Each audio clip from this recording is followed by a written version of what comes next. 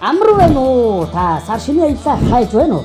Түмэн газрыг туулж дуусамгүй гэдэгтэй. Санаж ирсэн газар байгаад байлгүй дээ. Сайхан аялаад амраа суулуулаад ирдэг манай аяллыг сонирхооч өгөө.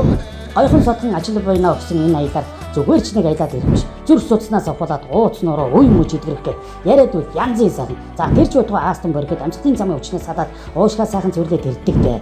Ёстой жинхэнэ эрдэс тустай хайц цалгсан аршаанаас бүрдсэн усан бассейнд ороод чухам ирүүл болоод энэ биенээ дахин сэлгчдэг ийм сайхан аялал манад байна. Эсэггүүл нуурын янцсан агаар халуун шавар халуун аршаан дэлхийд гайхагддаг гэж та сонсон уу?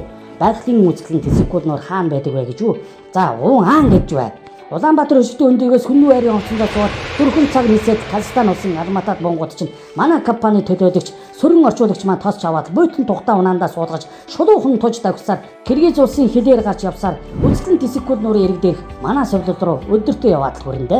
Сувлынхаа байрандаа сайхан амраад сувлуулаад ойрхон аялдаа гараад уйдах завгүй явсаад 10 гаруй хоног нэг мэдгэнэ болноо. Үзэсгэлэн тэсэгкүүд нуурын мандалтыг усан огц дээр бүжиглэж дэлхийн зохиоч Чингис Айтматовын цогцлбор музейтэй танилцаж Киргиз айлд зочлох гээд зөндөө сайхан үзэж харах юм та. 3 сар нь манай 5 сарын цаг агаарыг санагдуулан зөөлхөн уур амьсгалтай газар гэж боддоо. За тэгээд яриад үл зөндөө юм болохгүй манай компаниар иж цай кофе уунга бүрэн мэдээлэл аваарай. Буцахтаа яах вэ гэж үү? Тэр амархан шүү. Очихдоо шулуухан явчихдаг байсан бол буцахтаа өөр.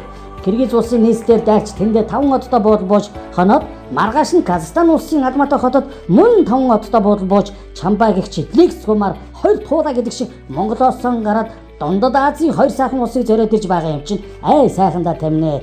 Эрүүл мэндээс илүү хад шаргал гэж хаана байх вэ тийм үү? За тэгээд хамтаа аялаад байна даа хөө.